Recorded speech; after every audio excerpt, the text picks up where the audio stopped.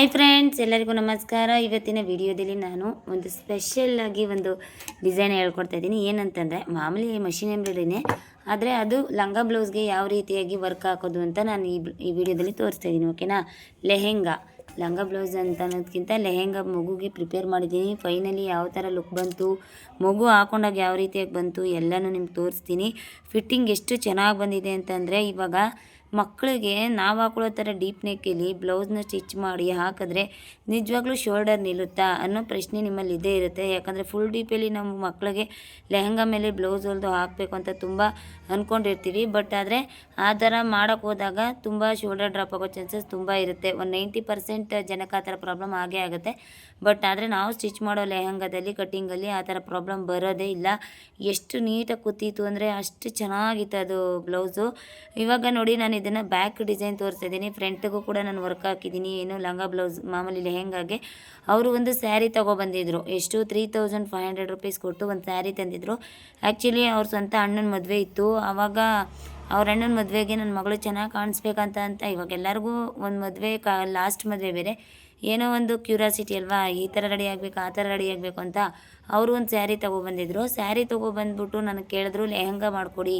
ಇವಾಗ ಇನ್ಸ್ಟಾಗ್ರಾಮು ಫೇಸ್ಬುಕ್ಕಲ್ಲೆಲ್ಲ ನೋಡೇ ಇರ್ತೀರ, ಲಂಗನ ಎಷ್ಟು ನೀಟಾಗಿ ನೆರ್ಗೆಡ್ದು ಫ್ಲೀಟ್ಸ್ನ ಮತ್ತು ಬ್ಲೌಸ್ ಎಲ್ಲ ರೆಡಿ ಮಾಡಿರ್ತಾರೆ. ಆವಾಗ ಫೋಟೋಶೂಟ್ಗೆ ಅಮ್ಮ ಮಗಳು ಒಂದೇ ಥರ ಹಾಕ್ಕೊಂಡು ಫೋಟೋಶೂಟ್ ಮಾಡಿಸ್ಕೋತಾರೆ.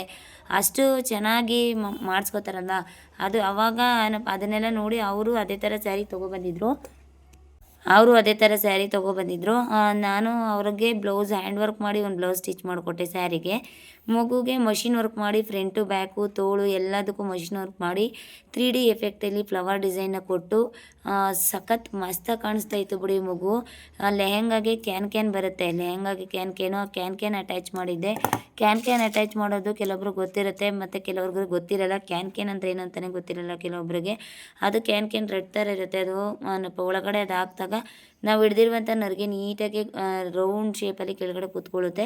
ಆ ಥರ ಕ್ಯಾನ್ ಅವರು ಬಟ್ಟೆ ಎಲ್ಲ ಡ್ಯಾಮೇಜ್ ಆಗುತ್ತೆ ಮತ್ತು ಚುಚ್ಚುತ್ತೆ, ಅದು ಒಳಗಡೆ ಬೇಡ ಅಂತ ಹೇಳ್ಬಿಟ್ಟಿದ್ರು. ಬಟ್ ಆದರೆ ನಾನು ಇರಲಿ ಏನಪ್ಪ ಕ್ಯಾನು ಸಾಫ್ಟ್ ಕ್ಯಾನ್ ತೊಗೊಬರ್ತೀನಿ ಅಂದ್ಬಿಟ್ಟು ಸಾಫ್ಟ್ ಮೆಟೀರಿಯಲಲ್ಲಿ ಕ್ಯಾನು ಜಾಸ್ತಿ ಅಮೌಂಟ್, ಸ್ವಲ್ಪ ಅದು ಒಂದು 20 ರೂಪೀಸ್ 30 ರೂಪೀಸ್ ಜಾಸ್ತಿ, ಅದನ್ನು ತೊಗೊಬಂದು ಹಾಕ್ತಿದ್ದೆ. ಅದು ಚುಚ್ಚೋದಿಲ್ಲ, ಏನೂ ಆಗಿಲ್ಲ ಮಗುಗೆ. ಆ ಮಗು ಒಂದು ಏನಪ್ಪ ಹಾಕ್ಕೊಂಡಿದ್ದಾಗ ಅವಳೆ ಕೆಳಗಡೆ ಎಷ್ಟು ಚೆನ್ನಾಗಿ ಕೂತಿತ್ತು, ಅದು ಲಂಗ ಅಂದರೆ ಸಖತ್ತಾಗಿ ಕೂತಿತ್ತು ನೋಡಿ. ಇವಾಗ ನಾನು ಬ್ಯಾಕ್ ಫುಲ್ ಡೀಪಲ್ಲಿ ಡಿಸೈನ್ನ ತೆಗ್ದಿದ್ದೀನಿ. ಇದು ನಿಮಗೆ ನಂಬುತ್ತೀರಾ, ಇದು 8 ವರ್ಷ ಮಗುಗೆ ನಾನು ಈ ಬ್ಲೌಸ್ನ ಸ್ಟಿಚ್ ಮಾಡ್ತಾ ಇರೋದು. 8 ವರ್ಷ ಮಗುಗೆ ಇಷ್ಟು ಡೀಪ್ ಇಟ್ಟಿದ್ದೀರಲ್ಲ ಮ್ಯಾಮ್, ಡೀಪ್ ಜಾಸ್ತಿ ಆಗಲ್ವಾ ಅಂತ ನೀವು ಕೇಳ್ಬೋದು. ನಮ್ಗೆ ಇಟ್ಟಿರೋ ಥರನೇ ಇಟ್ಟಿದ್ದೀರಾ ಅಂತ, ಯಾವುದೇ ಕಾರಣಕ್ಕೂ ಜಾಸ್ತಿ ಆಗಲ್ಲ. ಮತ್ತು ಅವ್ರದ್ದು ಫಿಟ್ಟಿಂಗ್ ಯಾವ ಥರ ಬಂತು ಅಂತ ನಾನು ತೋರಿಸ್ತೀನಿ. ಫಸ್ಟು ನಾನು ಜೆರಿ ಥ್ರೆಡಲ್ಲಿ ಬಾರ್ಡರ್ ಲೈನ್ ಸ್ಟಿಚ್ನ ಕೊಟ್ಟಿದ್ದೀನಿ. ಅದನ್ನು ಕೊಟ್ಟಾದಮೇಲೆ ಸ್ಯಾರಿ ಬಂದು ಸ್ವಲ್ಪ ಪರ್ಪಲ್ ಕಲರ್ ಇತ್ತು. ಪರ್ಪಲ್ ಕಲರಲ್ಲಿ ಪೈಪಿಂಗ್ ಥ್ರೆಡ್ ಮೇಲೆ ಫಿಲ್ಲಿಂಗನ್ನು ಕೊಟ್ಟಿದ್ದೀನಿ. ಸಿಲ್ಕ್ ಥ್ರೆಡಲ್ಲಿ ಫಿಲ್ಲಿಂಗ್ ಅನ್ನೋದನ್ನ ಕೊಟ್ಟಾದಮೇಲೆ ಗೋಲ್ಡ್ ಜರೀಲಿ ಆ purple colour silk thread filling ಮೇಲೆ ಗೋಲ್ಡ್ ಜರೀಲಿ ನಾನು ಫಿಲ್ಲಿಂಗ್ ಅನ್ನೋದನ್ನ ಕೊಟ್ಟಿದ್ದೀನಿ. ಮತ್ತು ಅಲ್ಲಲ್ಲಿ ಸ್ವಲ್ಪ ಹಾಫ್ ಇಂಚ್ಗೆ ಒಂದೊಂದ್ಸರಿ ಫಿಲ್ಲಿಂಗ್ ಅನ್ನೋದನ್ನ ಕೊಟ್ಟಿದ್ದೀನಿ. ಆಮೇಲೆ ನೆಕ್ಸ್ಟ್ ಏನು ಮಾಡಿದ್ದೀನಿ ಅಂದರೆ ಮಧ್ಯ ಗ್ಯಾಪಲ್ಲಿ ಬಾಲ್ ಚೈನ್ನ ಅಟ್ಯಾಚ್ ಮಾಡಿದೆ. ಆಮೇಲೆ ನೆಕ್ಸ್ಟು ಸ್ಟೋನ್ ಚೈನು ಮತ್ತು ಬಾಲ್ ಚೈನ್ ಎರಡೂ ಅಟ್ಯಾಚ್ ಮಾಡಿದೆ. ಒಂದು ಗ್ರ್ಯಾಂಡ್ ಲುಕ್ ಬರಲಿ ಅನ್ನೋದೇ ನನ್ನ ಅನಿಸಿಕೆ. ಅದಕ್ಕೋಸ್ಕರ ಬಾಲ್ ಚೈನು ಮತ್ತು ಸ್ಟೋನ್ ಚೈನ ಅದ್ರ ಪಕ್ಕದಲ್ಲೇ ಅಟ್ಯಾಚ್ ಮಾಡಿದೆ. ಅದ್ರ ಪಕ್ಕದಲ್ಲಿ ball chain stone chain attach ಮಾಡಾದಮೇಲೆ ಅದ್ರ ಪಕ್ಕದಲ್ಲಿ ಡಿಸೈನ್ ಮಾಡ್ಬೋದಾಗಿತ್ತು. ಬಟ್ ಆದರೆ ನಾನು ಒಂದು ಫಿನಿಷಿಂಗ್ ಲುಕ್ಕು ಹೆವಿ ಲುಕ್ ಬರಬೇಕು ಅಂತಂದರೆ ನಾವು ಅದಕ್ಕೆ ಏನೇನು ಫಿನಿಷಿಂಗ್ ಬೇಕಾಗುತ್ತೋ ಆ ಫಿನಿಷಿಂಗ್ ಎಲ್ಲ ಕೊಡ್ತಾ ಹೋಗಬೇಕಾಗತ್ತೆ. ಇಲ್ಲ ನಾನು ಅದು ಮಾಡೋಕ್ಕಾಗಲ್ಲ, ಇವಾಗ ಫ್ಲವರ್ನ ಕೊಡೋಣ ಆ ಥರ ಎಲ್ಲ ಅನ್ನಬಾರ್ದು. ಇವಾಗ ಸ್ಟೋನ್ ಚೈನು ಮತ್ತು ಬಾಲ್ ಚೈನ್ ಅಟ್ಯಾಚ್ ಮಾಡಾದಮೇಲೆ ಜರಿನ ಯೂಸ್ ಮಾಡಿ ಪಕ್ಕದಲ್ಲೇ ನಾವು ಫಿಲ್ಲಿಂಗ್ನ ಕೊಡ್ತಾ ಹೋಗ್ತಾಯಿದ್ದೀನಿ. ಮಾಮೂಲಿ ಹಂಗೆ ಸ್ಟ್ರೈಟ್ ಸ್ಟಿಚ್ಚು 3 ನಂಬರ್ಗೆ ಫಿಕ್ಸ್ ಮಾಡಿಕೊಂಡು ಲಿವರ್ನ ಸ್ಟ್ರೈಟ್ ಸ್ಟಿಚ್ ಹಾಕ್ತಾಯಿದ್ದೀನಿ ಪಕ್ಕದಲ್ಲೇ. ಸ್ಟ್ರೈಟ್ ಸ್ಟಿಚ್ ಹಾಕಾದ್ಮೇಲೆ ಅದ್ರ ಪಕ್ಕ ನಾನು ಒಂದು 3D ಎಫೆಕ್ಟಲ್ಲಿ ಫ್ಲವರ್ನ ಕ್ರಿಯೇಟ್ ಮಾಡಿಕೊಟ್ಟಾಗ ಅದ್ರ ಲುಕ್ಕೇ ಬೇರೆ ಇರುತ್ತೆ, ತುಂಬ ಚೆನ್ನಾಗಿ ಬರುತ್ತೆ. ನೀವು ಅಷ್ಟೇ ಈ ರೀತಿಯಾದ ಡಿಸೈನ್ಸ್ನೆಲ್ಲ ನೀವು ಮನೇಲಿ ಹೆಣ್ಮಕ್ಳಿದ್ರೆ ಅವ್ರ ಮೇಲೆ ಟ್ರಯಲ್ ಮಾಡಿ ಒಂದ್ಸರಿ. ಲೆಹೆಂಗಾ ಬ್ಲೌಸಿಗೂ ಇವಾಗ ಯಾವ್ದಾರು ಒಂದು ಓಲ್ಡ್ ಸ್ಯಾರಿ ಇರುತ್ತೆ, ಓಲ್ಡ್ ಸ್ಯಾರಿ ಬ್ಲೌಸ್ಗೆ ಈ ಥರ ಒಂದು ವರ್ಕ್ ಹಾಕ್ಬಿಟ್ಟು ಮಗುಗೆ ನೆರಿಗೆ ಹಿಡ್ದು ಲಂಗ ಹೊಲ್ದು ಮಗುಗೆ ಹಾಕ್ಸಿ ತುಂಬ ಚೆನ್ನಾಗಿ ಕಾಣಿಸುತ್ತೆ ಮತ್ತು ಸಖತ್ತಾಗೂ ಇರುತ್ತೆ. ಮತ್ತು ಹೆಚ್ಚಿನ ಅಮೌಂಟ್ ಕೊಟ್ಟು ಡ್ರೆಸ್ ತೊಗೊಳ್ಳೋದು ತಪ್ಪತ್ತೆ, ಓಕೆನಾ? ಅಷ್ಟು ಚೆನ್ನಾಗಿ ಕಾಣಿಸುತ್ತೆ. ನೋಡಿ ನಾನು ಎಷ್ಟು ನೀಟಾಗಿ ನಾನು ಅದನ್ನು ಜೆರಿ ಥ್ರೆಡ್ಡಲ್ಲಿ ಫುಲ್ಲು ರೌಂಡ್ ಶೇಪಲ್ಲಿ 3 ನಂಬರ್ಗೆ ಲಿವರ್ನ ಫಿಕ್ಸ್ ಮಾಡಿಕೊಂಡು ಹೆಂಗೆ ಮಾಡ್ತಾಯಿದ್ದೀನಿ ಅಂತ ಅಷ್ಟು ನೀಟಾಗಿ ನೀವು ಕೂಡ ಮಾಡಬೇಕು. ಓಕೆನಾ. ಸ್ವಲ್ಪ ಬಿಸಿಲಿದೆ ಅದರಿಂದ ಸ್ವಲ್ಪ ಅಷ್ಟು ಕಾಣ್ತಾ ಇಲ್ಲ ಅನ್ಕೋತೀನಿ, ಸ್ವಲ್ಪ ಅಡ್ಜಸ್ಟ್ ಮಾಡ್ಕೊಳ್ಳಿ. ಯಾಕಂದರೆ ಅದು ನಾನು ಇಟ್ಕೊಂಡಿರೋ ಮಿಷಿನ್ ಹತ್ರ ಇದು ಕಿಟಕಿ ಇದೆ, ಆ ಕಿಟಕಿ ಆಪೋಸಿಟ್ಟು ಸ್ವಲ್ಪ ಬೆಳಕು ಬೀಳುತ್ತೆ ಬೆಳಗಿನ ಜಾವ. ನಾನು ಸ್ವಲ್ಪ ಕರ್ಟನ್ ಎಳ್ಕೋಬೇಕಾಗಿತ್ತು ಅರ್ಜೆಂಟಲ್ಲಿ, ನಾನು ಏನೇನೋ ಟೆನ್ಷನಲ್ಲಿ ಕರ್ಟನ್ ಅದೆಲ್ಲ ಏನು ಎಳೆಯೋಕ್ಕೆ ಹೋಗಿಲ್ಲ. ನೋಡಿ ಇವಾಗ ನಾನು ಫ್ಲವರ್ನ ಡ್ರಾ ಮಾಡ್ಕೊಂಡಿದ್ದೀನಿ. ಈ ಫ್ಲವರ್ನ ನಾನು 2.5 ಇಂಚ್ಗೆ ಮಿಡ್ ಪಾಯಿಂಟ್ಗೆ ಒಂದು ಮಾರ್ಕ್ ಮಾಡಿಕೊಂಡು ಮಿಡ್ ಪಾಯಿಂಟಿಂದ ಟೇಪ್ ತೊಗೊಂಡು 2.5 ಇಂಚ್ಗೆ ಮಾರ್ಕ್ ಮಾಡ್ಕೊಂಡಿದ್ದೀನಿ.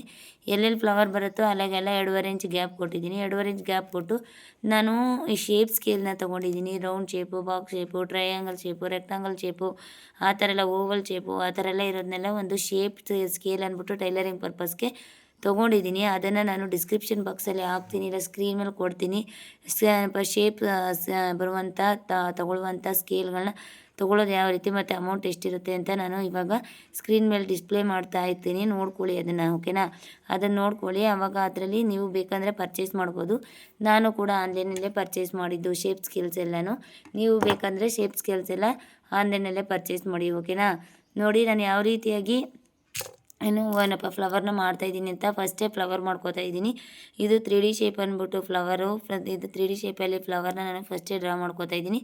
ಈ ರೀತಿಯಾಗಿ ನೀಟಾಗಿ ನಾವು ಡ್ರಾ ಮಾಡ್ಕೋಬೇಕು. ನಾನು ರೌಂಡ್ ಶೇಪ್ನ ಫಸ್ಟು ಡ್ರಾ ಮಾಡ್ಕೊಂಡಿದ್ದೀನಿ. ರೌಂಡ್ ಶೇಪ್ನ ಡ್ರಾ ಮಾಡಿಬಿಟ್ಟು ಆಮೇಲೆ ಆ ರೌಂಡ್ ಶೇಪ್ಗೆ ಒಳಗಡೆ ನಾನು ಆ 3D ಶೇಪ್ದು ಒಂದೇ ಸಮ ಎಲ್ಲ ಫ್ಲವರು ಒಂದೇ ರೌಂಡಲ್ಲಿ ಬರಬೇಕು ಅನ್ನೋ ಕಾನ್ಸೆಪ್ಟ್ಗೋಸ್ಕರ ನಾನು ಆ ರೌಂಡ್ ಶೇಪ್ನ ಸ್ಕೇಲಲ್ಲಿ, ಅಂದರೆ ಶೇಪ್ ಸ್ಕೇಲ್ ಇತ್ತಲ್ಲ ಅದರಲ್ಲಿ ಡ್ರಾ ಮಾಡಿಕೊಂಡು ಆ ರೌಂಡ್ ಹೆಂಗಿದೆಯೋ ಹಂಗಂಗೆ ನಾನು ಆ 3D ಶೇಪ್ ಫ್ಲವರ್ನ ಮಾಡ್ತಾ ಹೋದೆ. ಎಲ್ಲ ಫ್ಲವರ್ಸು ಒಂದೇ ಈಕ್ವಲಿಯಾಗಿ ಬಂತು, ಇಲ್ಲದೆ ಹೋಗಿದ್ದೆ ಬರೋಕ್ಕಾಗ್ತಿರಲಿಲ್ಲ. ಯಾಕಂದರೆ ನಾವು ಎಲ್ಲನೂ ಕೈಲೇ ಡ್ರಾ ಮಾಡ್ಕೊಂಡು ಮಾಡೋಕ್ಕಾಗಲ್ಲ. ಸರ್ಕಲ್ ಅಂತೂ ಇದ್ದದ್ದು ಮಾಡೋಕ್ಕಾಗಲ್ಲ, ಯಾಕಂದರೆ ಸ್ವಲ್ಪ ವೇರಿಯೇಷನ್ ಬರುತ್ತೆ. ಅದನ್ನು ಸ್ವಲ್ಪ ಪ್ರಿಂಟಲ್ಲಿ ತೊಗೊಂಡ್ರೇ ಬೆಟರು. ನಾನು ಇದನ್ನು ಏನು ಮಾಡಿದೆ ಅಂತಂದರೆ ಅದಕ್ಕೆ ಶೇಪಿಂಗ್ ಸ್ಕೇಲ್ ತೊಗೊಬಿಟ್ಟಿದ್ದೀನಿ. ಇವಾಗ ಯಾವುದೇ ಫ್ಲವರ್ ಡಿಸೈನ್ ಬಂದರೂ ಎಷ್ಟು ದಪ್ಪ ಫ್ಲವರ್ ಬೇಕೋ ಅಷ್ಟು ದಪ್ಪ ಫ್ಲವರ್, ಅಷ್ಟು ದಪ್ಪ ಸ್ಕೇಲಲ್ಲಿ ಇರುತ್ತಲ್ಲ ಅದನ್ನು ಡ್ರಾ ಮಾಡಿಕೊಂಡು ಅಷ್ಟೇ ದಪ್ಪ ಫ್ಲವರ್ನ ಕೊಡ್ತಾ ಬರ್ತೀನಿ. ಅದು ತುಂಬ ಚೆನ್ನಾಗಿ ಕಾಣಿಸುತ್ತೆ. ಓಕೆನಾ. ನೋಡಿ ಇವಾಗ ನಾನು 3D ಫ್ಲವರ್ನ ಮಾಡ್ತಾಯಿದ್ದೀನಿ. ಫುಲ್ಲು ಬ್ಲೌಸೆಲ್ಲ ಮಾಡಬೇಕು ಅಂತ ನನಗೆ ಅನಿಸ್ತಾಯಿತ್ತು. ಯಾಕಂದರೆ ಮಗು ಒಂದು ಹೈಲೈಟ್ ಕಾಣಿಸ್ಬೇಕು, ಮತ್ತು ಈ ಥರ ಯಾರು ಹೊಲ್ದರು ಅಂತ ಅನ್ಬೇಕೋಸ್ಕರ ಇವಾಗ ನಾವು ಕಷ್ಟಪಟ್ಟು ಹೊಲ್ದಿರ್ತೀವಿ. ಕಸ್ಟಮರ್ ಒಬ್ಬೊಬ್ಬರು ಬ್ಯಾಡ್ ಕಮೆಂಟ್ಸ್ ಕೊಟ್ಬಿಡ್ತಾರೆ, ಒಬ್ಬರು ಗುಡ್ ಕಮೆಂಟ್ಸ್ ಕೊಡ್ತಾರೆ. ಬಟ್ ಅದು ಏನೂ ಮಾಡೋಕ್ಕಾಗಲ್ಲ, ಅದೆಲ್ಲ ಕಾಮನ್ ಇರುತ್ತೆ ಅಂತ ಎಕ್ಸ್ಪೀರಿಯನ್ಸ್ವರೆಗೂ ಕೂಡ ಅವಮಾನ ಆಗೋದು ಸಹಜ ಈ ಫೀಲ್ಡಲ್ಲಿ. ಬಟ್ ಆದರೆ ನಾವು ಅದನ್ನೆಲ್ಲ ಫೇಸ್ ಮಾಡ್ತಾ ನಮ್ಮ ಬಿಸ್ನೆಸ್ಸನ್ನು ನಾವು ಮುಂದುವರಿಸ್ತೀವಿ ಅಂತ ಅಂದರೆ ನಿಜವಾಗ್ಲೂ ಹೇಳ್ತೀನಿ ನಾವು ಸಕ್ಸಸ್ ಆಗೇ ಆಗ್ತೀವಿ. ಅದಕ್ಕೋಸ್ಕರ ನೋಡಿ ಇವಾಗ ಅವರು ಅವಮಾನ ಮಾಡ್ತಾರೆ ಅಂತ ಕೆಲಸ ಬಿಟ್ರಾಗಲ್ಲ.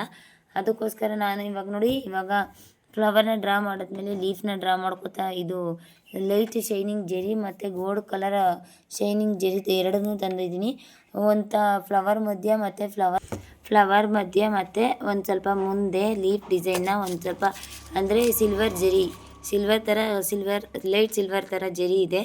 ಆ ಜೆರಿನ ಯೂಸ್ ಮಾಡಿ ನಾನು ಫಿಲ್ಲಿಂಗನ್ನು ಕೊಡ್ತಾ ಇದ್ದೀನಿ ಫ್ಲವರ್ ಮಧ್ಯೆ, ಮತ್ತು ಮುಂದೆಗಡೆ ಸ್ವಲ್ಪ ಲೀಫ್ನ ಅದೇ ಥರ ಅಂದರೆ ಸಿಲ್ವರ್ ಜೆರಿಲೇ ನಾನು ಲೀಫ್ ಡಿಸೈನ್ನ ಡ್ರಾ ಮಾಡ್ಕೋತಾ ಇದ್ದೀನಿ.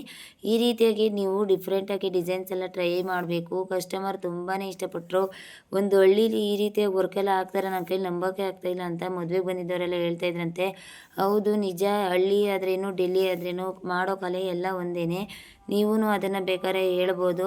ನೀವು ಒಂದು ಹಳ್ಳಿಲಿದ್ದರೆ ಈಗಲೇ ಈ ಬಿಸ್ನೆಸ್ನ ನೀವು ಶುರು ಮಾಡಿ. ಏನಪ್ಪ ನಿಮ್ಮ ಬಿಸ್ನೆಸ್ಸನ್ನು ಓನ್ ಬಿಸ್ನೆಸ್ಸನ್ನು ಶುರು ಮಾಡಿ ನೀವು ಹೆಚ್ಚಿನ ಅಮೌಂಟನ್ನು ಗಳಿಸ್ಬೋದು. ನಮ್ಮ ಚಾನಲನ್ನು ಸಬ್ಸ್ಕ್ರೈಬ್ ಮಾಡಿಕೊಂಡು ನಿಮ್ಮ ಬಿಸ್ನೆಸ್ಸನ್ನು ಇಂಪ್ರೂವ್ ಮಾಡ್ಕೋಬೇಕು ಅಂದ್ಕೊಂಡಿದ್ರೆ ಮಿಷಿನ್ ಎಂಬ್ರಾಯ್ಡ್ರಿ ಡಿಸೈನ್ಸ್ ಡೈಲಿ ಬರ್ತಾ ಇರುತ್ತೆ, ಮತ್ತು ಕ್ಲಾಸಸ್ ಎಲ್ಲ ಬರ್ತಾ ಇರುತ್ತೆ. ನೋಡಿ ಪ್ರಾಕ್ಟೀಸ್ ಮಾಡಿ. ಸ್ಕ್ರೀನ್ ಮೇಲೆ ಕೊಡ್ತಾ ಇರುವಂಥ ನಂಬರ್ಗೆ ವಾಟ್ಸಪ್ ಮಾಡಿ. ನಾನು ಎಂಬ್ರಾಯ್ಡ್ರಿ ಕಲಿಬೇಕಂತ ಫ್ರೀ ಕ್ಲಾಸಸ್ ಇದೆ, ಫ್ರೀ ಕ್ಲಾಸಸ್ನ ನಾನು ಸೆಂಡ್ ಮಾಡ್ತೀನಿ. ಅದನ್ನು ನೋಡಿ ನೀವು ಪ್ರಾಕ್ಟೀಸ್ ಮಾಡಿದ್ರಿ ಅಂದರೆ 100% ಸಕ್ಸಸ್ ಆಗೇ ಇರ್ತೀರ. ಅಮೌಂಟ್ ಕೊಟ್ಟು ನೀವು ಮಷಿನ್ ಕಲಿಯೋ ಮುಂಚೆ ಫಸ್ಟ್ ಯೋಚನೆ ಮಾಡಿ. ಫ್ರೀಯಾಗಿ ಹೇಳ್ಕೊಡ್ತಿರ್ಬೇಕಾದ್ರೆ ಯಾಕೆ ಸುಮ್ಮನೆ ಲಾಸ್ ಮಾಡ್ಕೋತೀರ ಅಮೌಂಟ್ ಎಲ್ಲ. ಮತ್ತು ನೆಕ್ಸ್ಟು ತುಂಬ ಜನ ಸ್ಟೂಡೆಂಟ್ಸು ತುಂಬ ಡಿಸೈನ್ಸ್ನ ಪ್ರಾಕ್ಟೀಸ್ ಮಾಡಿ ಅಪ್ಲೋಡ್ ಮಾಡ್ತಾಯಿದ್ದಾರೆ ಫ್ರೀ ಎಂಬ್ರಾಯ್ಡ್ರಿ ಕ್ಲಾಸವರು. ನನಗಂತೂ ತುಂಬಾ ಖುಷಿ ಆಗ್ತಾಯಿದೆ ನಿಜವಾಗ್ಲೂ. ಅವರೇ ಮಾಡಿದ್ದ ಈ ಡಿಸೈನು ಅವರೇ ಮಾಡಿದ್ದ ಡಿಸೈನ್ ಅಂದ್ಬಿಟ್ಟು 3-4 ಸರಿ ನೋಡ್ತಾ ಇರ್ತೀನಿ ನಾನು.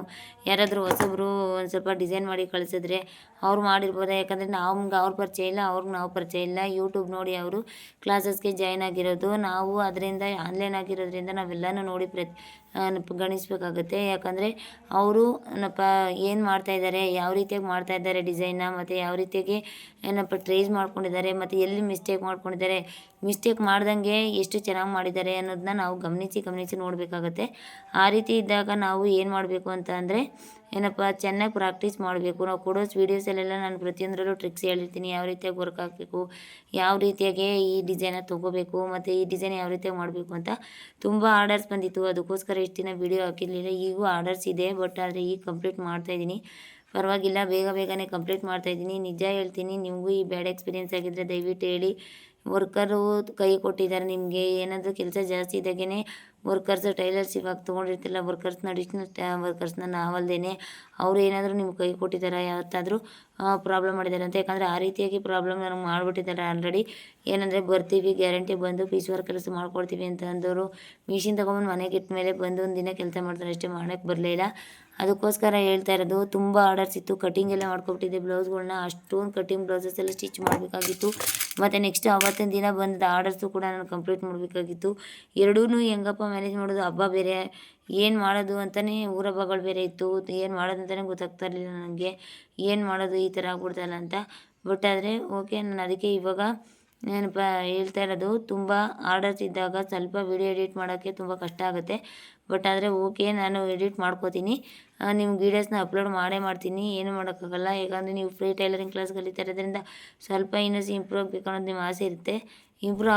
ಇಂಪ್ರೂವ್ ಆಗೋವರೆಗೂ ನಾವು ಬಿಡಲ್ಲ. ನೆಕ್ಸ್ಟ್ ವೀಡಿಯೋದಲ್ಲಿ ನಾನು ನಮ್ಮ ಸ್ಟೂಡೆಂಟ್ಸ್ ಯಾವ ರೀತಿಯಾಗಿ ವರ್ಕ್ ಹಾಕಿದ್ದಾರೆ ಅನ್ನೋದನ್ನ ತೋರಿಸ್ತೀನಿ.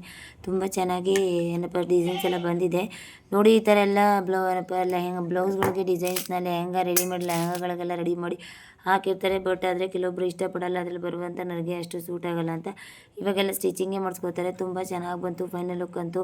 ಹೇಳ್ಕೊಬೇಕಂದ್ರೆ ರಾತ್ರಿಯೆಲ್ಲ ತುಂಬ ಕಷ್ಟಪಟ್ಟೆ ನಾನು. ಒಂದು 5 ದಿನ ವರ್ಕರು ನಾನು ಇನ್ನೊಂದು ಹೊಸ ಮಿಷಿನ್ ಹಾಕ್ಕೊಂಡಿದ್ದೆ. ಅವರು ವರ್ಕರ್ ಯಾವಾಗ ಬರದೆ ಸ್ವಲ್ಪ ಪ್ರಾಬ್ಲಮ್ ಆಗ್ಬಿಟ್ಟು ಸಿಕ್ಕಾಪಟ್ಟೆ ಕೆಲಸ ಎಲ್ಲ ಪೆಂಡಿಂಗ್ ಆಗಿಬಿಟ್ಟಿತ್ತು. ಇವಾಗ ಸ್ವಲ್ಪ ಪರವಾಗಿಲ್ಲ, ಉಳಿಸ್ಕೊಂಡಿದ್ದೀನಿ. ಎಲ್ಲಿ ಪರವಾಗಿಲ್ಲ. ನೆಕ್ಸ್ಟ್ ನಾನು ಇವಾಗ ಸ್ವಲ್ಪ ಬಟ್ಟೆಗಳೆಲ್ಲ ಎತ್ತಿಟ್ಬಿಟ್ಟು ಇವಾಗ ವರ್ಕ್ ಹಾಕಿ ಶುರು ಮಾಡಬೇಕು. ಅವು ಕೂಡ ತುಂಬಾ ಗ್ರ್ಯಾಂಡಾಗಿದ್ದಾವೆ ವರ್ಕ್ಗಳು. ಇನ್ನೂ ಗ್ರ್ಯಾಂಡಾಗಿರೋ ಡಿಸೈನ್ಸ್ ಎಲ್ಲ ಇದ್ದಾವೆ, ನೋಡಿ ಕಲೀರಿ. ಮತ್ತು ನೀವು ಯಾವ ರೀತಿ ಪ್ರಾಕ್ಟೀಸ್ ಮಾಡ್ತೀರೋ ಆ ರೀತಿ ಪ್ರಾಕ್ಟೀಸ್ ಮಾಡಿ, ಓಕೆನಾ. ಪ್ರಾಕ್ಟೀಸ್ ಮೇಕ್ಸ್ ಮ್ಯಾನ್ ಪರ್ಫೆಕ್ಟ್ ಅಂತ ಹೇಳ್ತಾರೆ. ನೀನು ಪ್ರಾಕ್ಟೀಸ್ ಮಾಡಿದ್ರೆ ಮಾತ್ರ ನಿಮಗೆ ಎಂಬ್ರಾಯ್ಡ್ರಿ ಅನ್ನೋದು ಬರೋದು. ಇಲ್ಲಾಂದರೆ ಯಾವ ಕಾರಣಕ್ಕೂ ಎಂಬ್ರಾಯ್ಡ್ರಿ ಅನ್ನೋದು ಬರೋಲ್ಲ. ಮತ್ತು ಕೆಲವೊಬ್ರಿಗೆ ಡೌಟ್ ಇರುತ್ತೆ, ಮೇಡಮ್ ಯಾವ ಸೈಜೊಂದು ಇದು ರಿಂಗ್ನ ಯೂಸ್ ಮಾಡ್ತೀರಾ ಅಂತ. ನಾನು ಎಲ್ಲ ಥರ ಸೈಜು ಅಂದರೆ 5 ನಂಬರ್ 6 ನಂಬರ್ ರಿಂಗಿಂದ 14 16 ನಂಬರ್ವರೆಗೂ ಎಲ್ಲ ಥರ ರಿಂಗನ್ನು ನಾನು ಯೂಸ್ ಮಾಡ್ತೀನಿ, ಓಕೆನಾ. ನಿಮಗೆ ಯಾವ ಥರ ರಿಂಗ್ ಬೇಕು, ನಿಮಗೆ ಯಾವ ಸೈಜಲ್ಲಿ ರಿಂಗು ಕಂಫರ್ಟಬಲ್ ಇದೆಯೋ ಆ ಸೈಜಲ್ಲಿ ತೊಗೊಂಡ್ರೆ ಬೆಟರು. 14 ನಂಬರ್ ಅಂತೂ ಎಲ್ಲ ನೆಕ್ಕಿಗೂ ಸೂಟ್ ಆಗುತ್ತೆ. ಪದೇ ಕಳೆಯೋಂಥ ಅವಶ್ಯಕತೆ ಇರಲ್ಲ. ಒಂದು ಸರಿ ಫಿಕ್ಸ್ ಮಾಡಿಕೊಂಡ್ರೆ ಬ್ಯಾಕಿಗೆ ಅದು ಡಿಸೈನ್ ಆಟೋಮೆಟಿಕ್ಕಾಗಿ ಚೆನ್ನಾಗಿ ಬರುತ್ತೆ, ಓಕೆನಾ. ಈ ರೀತಿಯಾದ ಡಿಸೈನ್ಸ್ ಎಲ್ಲ ನೀವು ಕಲಿಬೇಕು ಅಂದರೆ ಈಗಲೇ ನಮ್ಮ SLVM ಟೈಲರಿಂಗ್ ಕ್ಲಾಸ್ನ ಸಬ್ಸ್ಕ್ರೈಬ್ ಮಾಡ್ಕೊಳ್ಳಿ, ಲೈಕ್ ಮಾಡಿ, ಶೇರ್ ಮಾಡಿ, ಮತ್ತು ಕಮೆಂಟ್ಸ್ ಬಾಕ್ಸಲ್ಲಿ ತಿಳಿಸಿ ಯಾವ ರೀತಿಯಾಗಿ ಅನಿಸ್ತು ಅಂತ. ನಮ್ಮ ಸ್ಟೂಡೆಂಟ್ಸ್ ಮಾಡಿರೋ ಡಿಸೈನ್ಸ್ ಎಲ್ಲ ನಾನು ನಿಮಗೆ ವೀಡಿಯೋ ಮಾಡಿ ಅಪ್ಲೋಡ್ ಮಾಡ್ತೀನಿ. ನಾವು ಗೊತ್ತಾಗುತ್ತೆ ಯಾವ ಥರ ಕಲ್ತಿದ್ದಾರೆ. ನಾನು ಕಲಿಬೇಕು, ಕಲಿದೇ ಮೂಲೆಯಲ್ಲಿರೋರು ಕೂಡ ನಾನು ಕಲಿಬೇಕು ಅನ್ನೋ ಉತ್ಸಾಹ ಬರುತ್ತೆ. ನಮ್ಮ ಸ್ಟೂಡೆಂಟ್ಸ್ನ ನೋಡಿದ್ರೆ ನಿಜವಾಗ್ಲೂ ಹೆಮ್ಮೆ ಆಗುತ್ತೆ. I proud of my students ಅಂತ ಹೇಳೋಕ್ಕೆ ಇಷ್ಟಪಡ್ತೀನಿ. ತುಂಬ ಎಫರ್ಟ್ ಹಾಕಿರ್ತಾರೆ ಬಿಡಿ. ನಾವೇನೋ ಫ್ರೀಯಾಗಿ ಕ್ಲಾಸ್ನ ಮಾಡಿರ್ತೀವಿ, ಎಂಬ್ರಾಯ್ಡ್ರಿ ಕ್ಲಾಸ್ನ, ಅದನ್ನು ನೋಡಿ ಅವ್ರು ಕಲಿತು ಪ್ರಾಕ್ಟೀಸ್ ಮಾಡ್ತಾ ಇದ್ದಾರಲ್ಲ, ಅದಕ್ಕೆ ಅವ್ರಿಗೆ ನಾನು ಸಾಷ್ಟಾಂಗ ನಮಸ್ಕಾರನ ತಿಳಿಸ್ತೀನಿ. ಇದೇ ಥರ ನಮ್ಮ ಚಾನಲ್ನ ಸಪೋರ್ಟ್ ಮಾಡ್ತಾಯಿರಿ. ಎಲ್ಲ ಕಡೆ ನಮ್ಮ ಚಾನಲ್ನ ಶೇರ್ ಮಾಡಿ, ಅವರು ಕೂಡ ಮಷಿನ್ ಎಂಬ್ರಾಯ್ಡ್ರಿ ಕಲೀಲಿ. ಫೈನಲ್ ಲುಕ್ ಯಾವ ರೀತಿಯಾಗಿ ಬಂತು ಅಂತ ತೋರಿಸ್ತೀನಿ ರೀ, ಒಂದು ನಿಮಿಷ. ಫೈನಲ್ ಲುಕ್ ನೋಡಿ ಯಾವ ರೀತಿಯಾಗಿ ಬಂದಿದೆ ಅಂತ. ಯಾಕೋ ವೀಡಿಯೋ ಸೆಂಡ್ ಆಗ್ತಾ ಇಲ್ಲ, ಅದಕ್ಕೆ ಸ್ಕ್ರೀನ್ಶಾಟ್ ಹೊಡೆದು ಹಾಕಿದ್ದೀನಿ. ತುಂಬ ಚೆನ್ನಾಗಿ ಬಂದಿದೆ. ಬ್ಯಾಕ್ ನೋಡಿ ಎಷ್ಟು ಚೆನ್ನಾಗಿ ಬಂದಿದೆ ಅಂತ.